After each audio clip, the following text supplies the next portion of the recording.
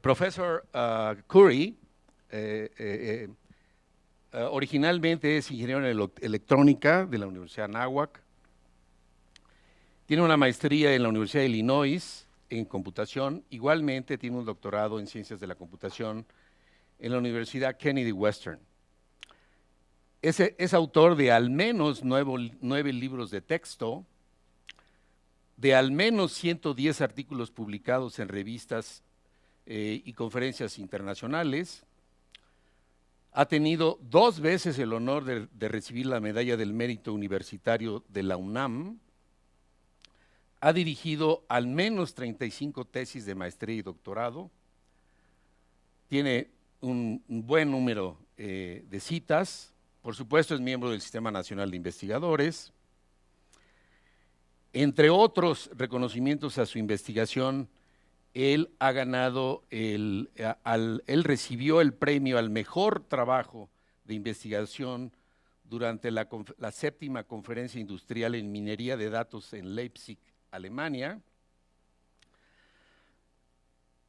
Ha sido presidente de la Sociedad Mexicana de Inteligencia Artificial.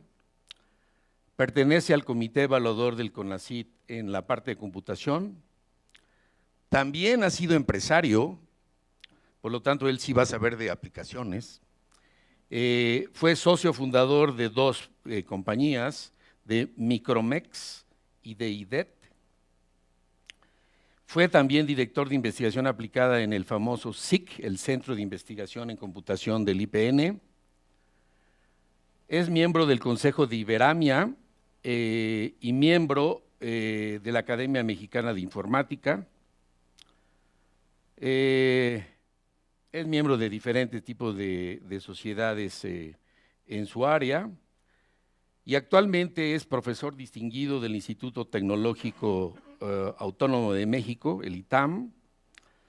Es miembro del Comité Doctoral del Posgrado en Ciencia e Ingeniería en Computación en la UNAM y, por si fuera poco, también es consultor externo de Vancomer. Entonces, es un gran placer para mí introducir al profesor Ángel Curry. Bueno,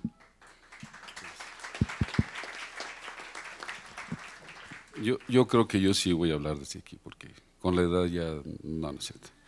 Quisiera antes que nada empezar por agradecer a Infotec por organizar esta reunión, al doctor Villaseñor por haberme hecho el favor de invitarme, y al doctor Gómez Larrañaga por todas las atenciones que ha tenido conmigo en estos 2 días.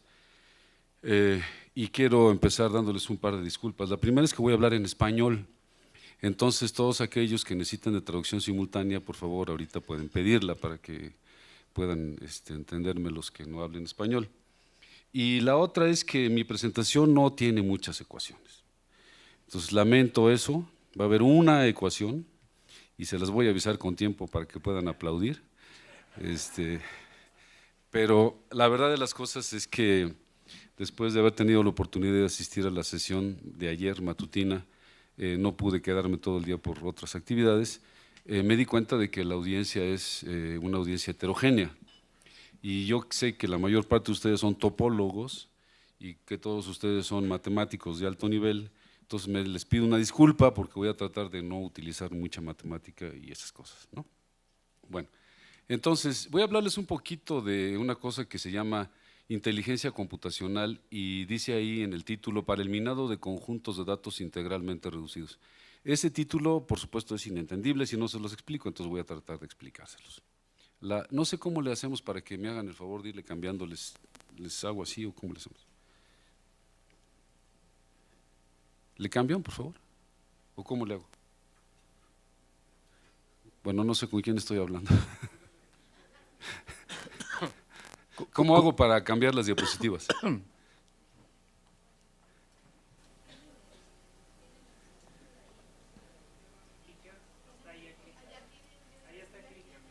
No sé, pero gracias. Ah, ya, ¿con este? A ver, con este adelanto. ¿Y apunto a dónde? ¿Aquí? Creo que es de doble. A ver. Es que, ¿y si me quiero regresar? ¿No puedo? Bueno, No importa, voy a tratar con la asistencia técnica aquí de los jóvenes.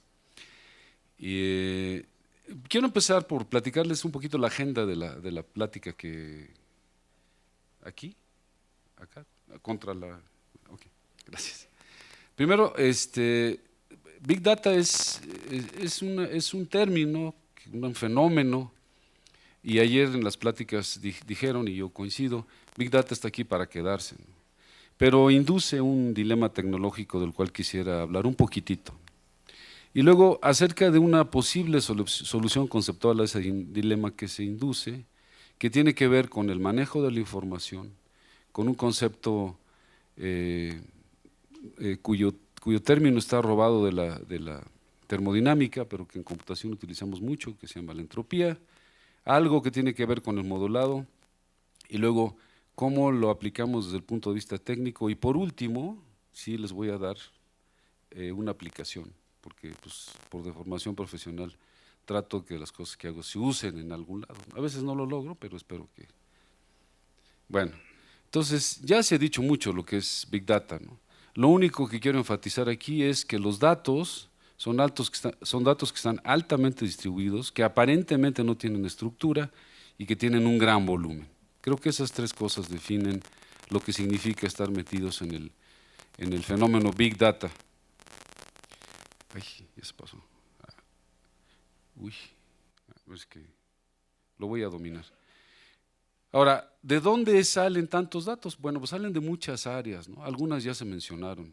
Nacen de las áreas científicas, nacen de las áreas financieras, nacen de las redes sociales, nacen de otras muchas. Yo aquí nada más estoy mencionando algunas y no se las voy a repetir. Ustedes pueden echarle una mirada en este momento. Entonces, lo importante es que el origen de los datos obedece a muchas fuentes, en principio desconectadas. Para el otro lado. Okay. Ahora, en realidad, lo importante desde mi punto de vista aquí es que el fenómeno de Big Data nace porque los sistemas de cómputo se han hecho cada vez más baratos, pero no solamente se han hecho más baratos, sino que se han hecho también más eficientes. Entonces, esto nos da un efecto de bola de nieve muy interesante. Hace no tantos años, hace unos 30 años, el costo de utilizar una computadora con las características de las laptops que hoy tenemos era 100 veces o más tal vez, ¿no? Pero además no había computadoras como esas. Las computadoras que hacen lo que hace hoy una laptop eran computadoras que ocupaban a lo mejor un cuarto de este tamaño. Yo recuerdo que en alguna ocasión estuve en el centro de cómputo de la Secretaría de Hacienda. Era un cuarto como, yo creo que unas 3 veces esto, lleno de unidades lectoras de cinta y hay una computadora y tal. Y entonces me presumían porque tenían en el conjunto de dispositivos de almacenamiento una capacidad de 2 gigabytes. Eso es lo que ha pasado con la tecnología. El costo se ha depreciado y además la capacidad de los equipos de cómputo cada vez es más rápido, son más rápidos, más eficientes, hacen más cosas. Por eso ahora algunos de los temas que seguramente se van a tocar y ya se tocaron, hubieran sido impensables hace 10 años. El fenómeno Big Data pues no existía, no porque no existiera una proliferación de datos, sino porque ahora esa proliferación es exponencial, y es exponencial porque nos cuesta cada vez menos.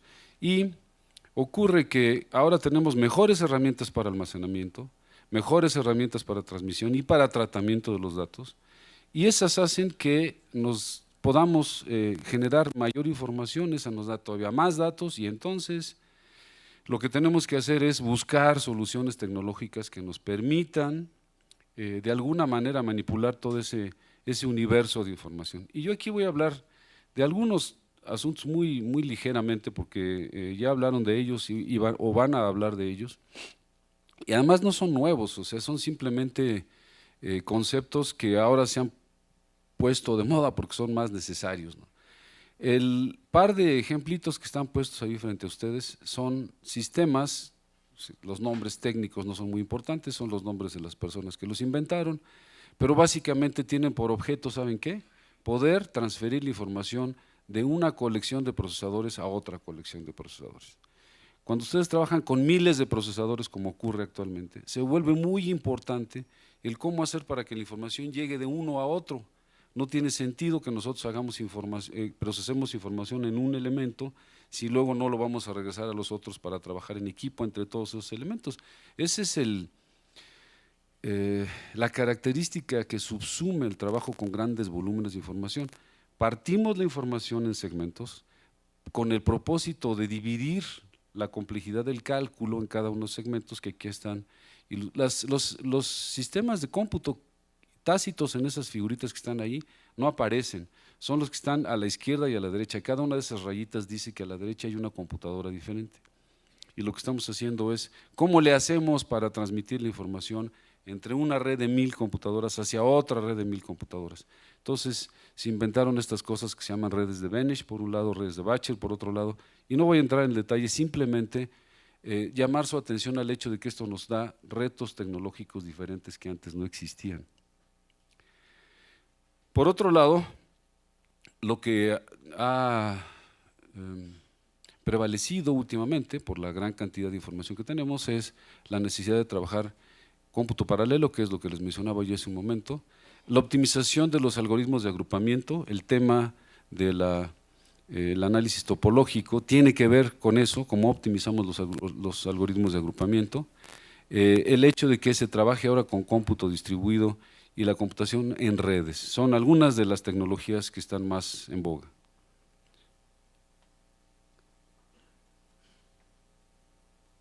Ajá. Y luego además se están explorando nuevos paradigmas por la misma razón. Voy a brevísimamente. Uno de los nuevos paradigmas es, en vez de trabajar con computadoras que funcionen con electricidad, se ha explorado, no es muy nuevo esto, pero ahora está muy en boga, con computadoras que trabajan con luz. Son rayos de luz en vez de corrientes electrónicas, que tiene muchas características que las hacen interesantes. Una de ellas es la disipación de calor que se tiene es mucho menor. Los fotones disipan menos energía que los electrones y cuando se trabaja con computadoras de alta velocidad, eso se vuelve muy importante, las computadoras se calientan. Ustedes seguramente han visto algunos procesadores que traen un ventiladorcito abajo para que no se quemen, pero si trabajan con rayos de luz, ese fenómeno se disminuye y se minimiza. Otra tecnología muy interesante es una cosa que se llama la tecnología criogénica. Hace años, un holandés, Kamerlingh Onnes, descubrió que si ustedes enfrían algo mucho, entonces pierde toda resistencia eléctrica. Lo que quiere decir es que ya no se calienta, pero además quiere decir que si ustedes inyectan una corriente eléctrica, esa corriente eléctrica va a permanecer ahí en tanto que el dispositivo no se caliente. ¿Okay? A ese fenómeno se le llama el fenómeno superconductivo. A lo mejor alguno de ustedes oyó hablar del famosísimo bosón de Higgs hace un par de años, eso lo desarrollaron en Europa, y una de las cosas que tuvieron que hacer para poder trabajar esas cosas fue utilizar superconductores, porque la superconductividad tiene la propiedad adicional de que cuando circula una corriente superconductiva se generan campos magnéticos muy intensos. Entonces utilizaban esos campos magnéticos para guiar los protones a lo largo del anillo del acelerador de partículas. Cuando se inventó la superconductividad no estaban pensando en el Large Hadron Collider, créanme que no, pero lo que hicieron las gentes de CERN fue justamente aprovechar esa propiedad. Lo que sí han hecho es diseñar computadoras superconductivas. IBM diseñó y construyó una en los 70s, esto no es nuevo. ¿Okay? Sin embargo, el hecho es que las otras tecnologías se han abaratado tanto que no se hizo económicamente interesante el seguir trabajando con este tipo de tecnología. Sin embargo, la otra propiedad que no les mencioné que tienen los sistemas de cómputo criogénico es que son mucho más rápidos que las computadoras tradicionales. Son entre 10 y 100 veces más rápidas. ¿Okay? Bueno. Luego, resulta que alguien se dio cuenta que cuando los seres biológicos operan, el hecho de vivir, pues, es un sistema de cómputo muy complejo. Y entonces hubo algunos investigadores que elaboraron sobre eso y resolvieron problemas de investigación de operaciones utilizando efectivamente ácido desoxirribonucleico. Y por último, hay muchas otras, pero no voy a hablarles de muchas de ellas, nada más es un poquito para darles el feeling de lo que ha ocasionado todo esto. Es que ahora se utilizan elementos que aprovechan las características de la mecánica cuántica. Eso permite que en lugar de que se trabajen con elementos de 2 valores, bits, se trabajen con muchos bits. En particular se trabajan con una cosa que le llaman qubits. No voy a entrar en el detalle de eso, pero lo interesante es que está abriendo nuevas fronteras para que ahora se tengan tecnologías que vayan más allá de las limitaciones físicas de los sistemas actuales. No olviden ustedes que los transistores que siguen estando en nuestros Apples y Pentiums y demás, esos se empezaron a usar a finales de los 40, mediados de los 40, ¿no? Entonces es una tecnología ya madura, ya muy conocida. Se han logrado grandes volúmenes de información, mucha compactación de las componentes físicas. Los últimos microprocesadores Intel tienen alrededor de 70 millones de transistores, es decir, cabe en una uña del índice, caben 5 transistores por cada habitante de la República Mexicana. Eso es lo que hay en la tecnología actual. Y sin embargo no alcanza. Y no alcanza por el fenómeno Big Data, o no va a alcanzar. Uy. Oh, qué caray. Ahí está. Ahora, el asunto es, que es lo que quiero yo llamar su atención, es que no importa qué tecnología utilicemos, lo que va a ocurrir es que en algún momento esas tecnologías van a ser trascendidas por el volumen de información que se está produciendo. ¿Quién es? Entonces hay que buscar algo nuevo, porque independientemente de lo que hagamos, el volumen de información va a seguir creciendo.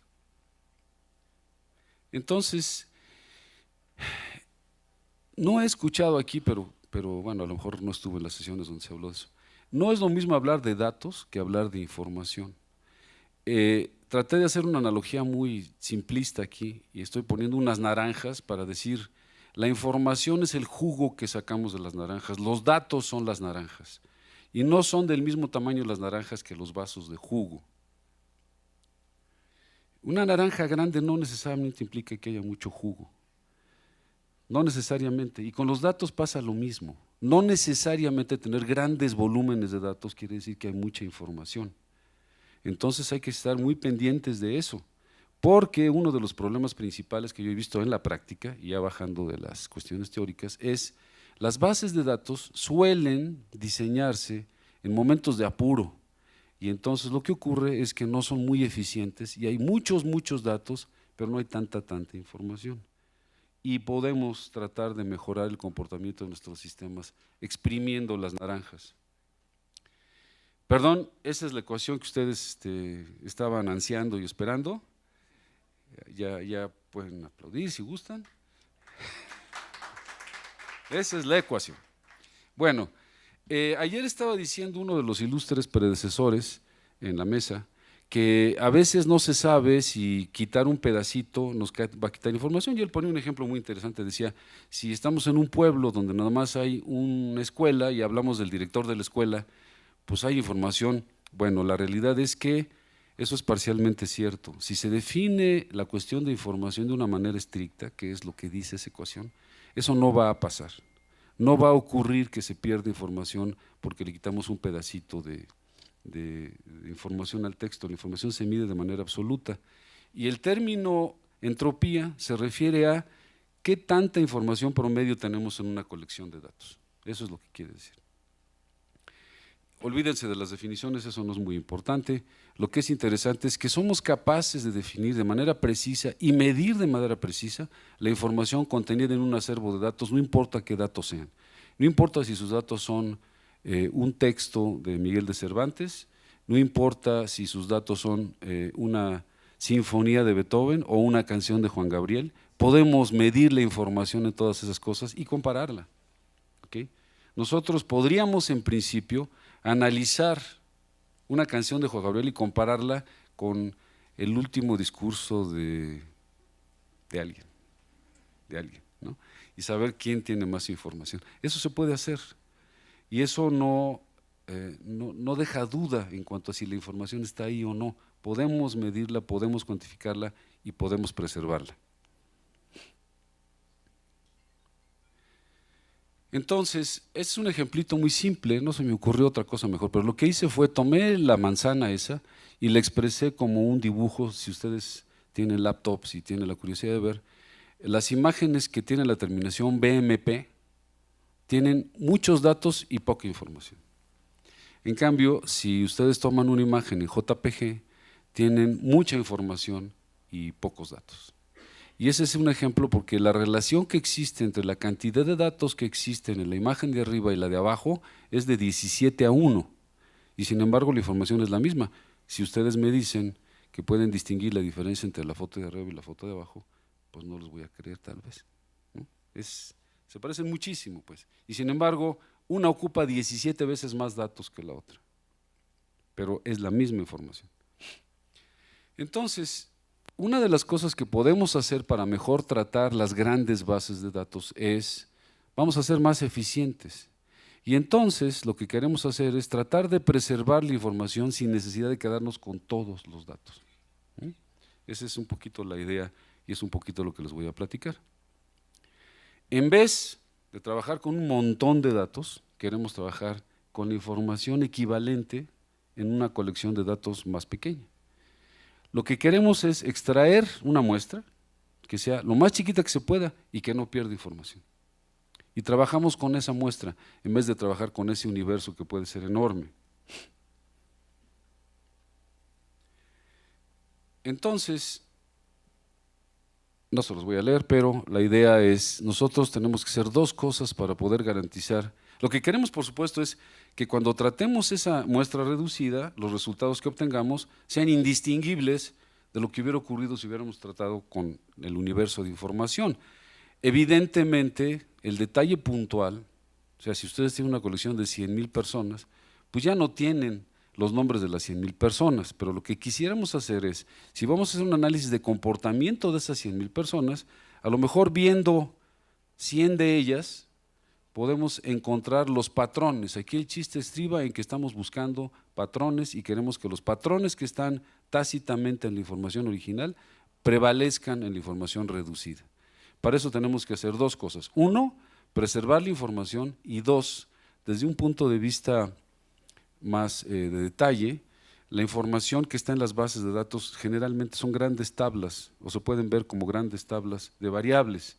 Lo que queremos es que las variables se comporten, las relaciones entre las variables sean las mismas si tomo todo el universo que si tomo un pedacito de ese universo. Esas son las dos cosas que quiero. Entonces, lo primero es, queremos encontrar una muestra reducida que tenga la misma cantidad de información. Y en segundo lugar, queremos modelar. La palabra modelar aquí quiere decir encontrar las funciones, como no es una plática sin ecuaciones, no les puedo poner ecuaciones. Creo que sí hay una por ahí al rato. Pero lo que quiero decir es queremos que las relaciones se mantengan entre todos los elementos que componen la base de datos. Ese algoritmo lo estoy poniendo nada más para que sepan que sí se hacen algoritmos al respecto, no les pido que lo vean. Ese es el algoritmo que si ustedes lo siguieran, les daría la muestra con una entropía equivalente de la otra, ¿no? Entonces, ahí lo dejo nada más, sepan que existe ese algoritmo. Si quieren tomarle fotos, pueden tomarle fotos. ¿Ok? Ahí está el algoritmo. La otra es, si yo modelo las variables, el ejemplo que se me ocurrió, ahí sí les mentí, hay otra ecuación. Si modelo las variables, yo lo que quiero ahí con ese ejemplo ilustrar es el hecho de que dos expresiones matemáticas muy diferentes dan resultados gráficos muy similares, lo estoy ilustrando de manera gráfica. Con esto lo que quiero decir es, imagínense ustedes que la relación que está en la parte de arriba del dibujo es la del universo y la parte que esté abajo es la de la muestra. Lo que yo quiero es encontrar esas equivalencias. Quiero que no importa cuál sea la forma matemática que modele las variables, estas exhiban el mismo comportamiento. Y entonces pido dos cosas. Una, que la información no se pierda y dos, que las relaciones entre todas las variables se mantengan en un nivel de certeza tal que yo pueda garantizar que si veo la muestra esa chiquita, no voy a darme cuenta de que estoy trabajando con esa muestra chiquita en vez de todo ese universo grande. Esa es mi meta.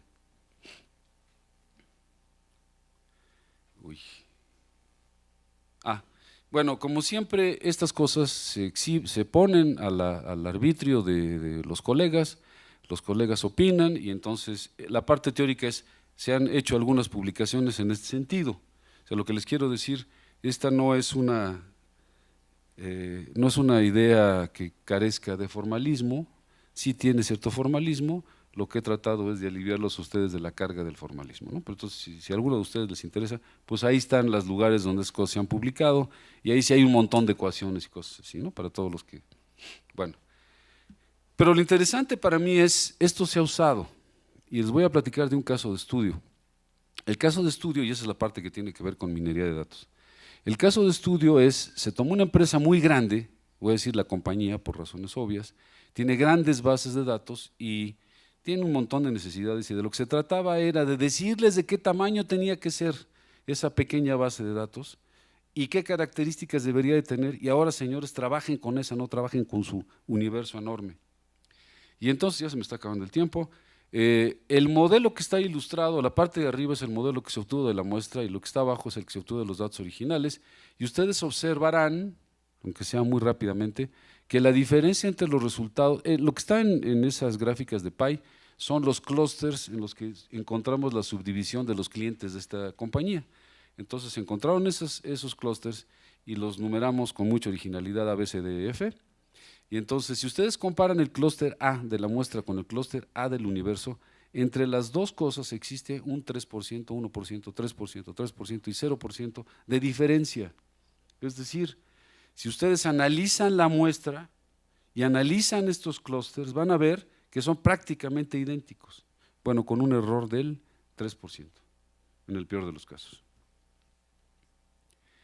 Y luego, además, la otra cosa que hicimos fue decir, bueno, si nos dieran la muestra y sacáramos de los clústeres a los clientes que están ahí metidos, ¿qué diferencia existiría entre sacarlos de los clústeres originales o de la muestra? Tampoco, ninguna, ¿sí? Es exactamente igual trabajar con la muestra que trabajar con el universo completo. Uy. Y entonces aquí el resultado fue muy interesante. En esta compañía, para armar la colección de datos para que los ejecutivos pudieran tomar decisiones, les tomaba 35 días, porque eran un montón de bases de datos las que tenían que armar. ¿Okay? Bueno, ahora lo hacen en 10, porque ya no arman toda esa cosa enorme, arman un subconjunto equivalente. ¿Okay?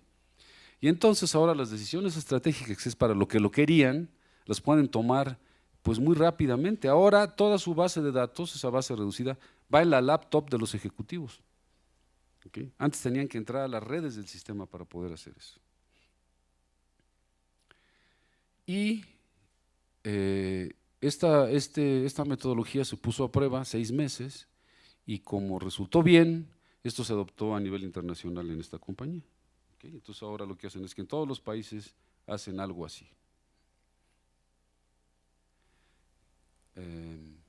Entonces, conclusiones. Big Data no se puede echar para atrás. Es una bola de nieve, cada vez habrá más datos.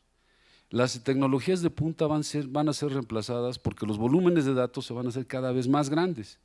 Y una alternativa interesante es, identifiquemos la información valiosa, trabajemos con esa información valiosa y estemos seguros de que son equivalentes nuestra submuestra, y entonces podemos tomar decisiones interesantes sin necesidad de estar atados a grandísimos volúmenes de información, lo que no quiere decir que ya no queremos tener repositorios de datos, claro que queremos tenerlos, pero cuando tomamos decisiones estratégicas no necesitamos saber el nombre de las personas, necesitamos saber cuántos están haciendo algo. Y entonces cuando se identifica la información valiosa podemos eficientar los procesos. Los detalles puntuales dejan de estar ahí, pero no importan porque esos normalmente no se usan para tomar decisiones estratégicas, ¿no? Y una cosa adicional es, se evitan problemas asociados a la confidencialidad porque se pierde la individualidad de los que están ahí en esa base. ¿Okay? Y con eso, y de privacidad tampoco, nunca sabemos quiénes son las personas. Sabemos que son un subconjunto del global, pero no sabemos quiénes son. Entonces eso nos ayuda a que se mantenga confidencialidad y privacidad y se reduce lo que ayer llamaron el efecto Big Brother. Y eso es todo, muchas gracias.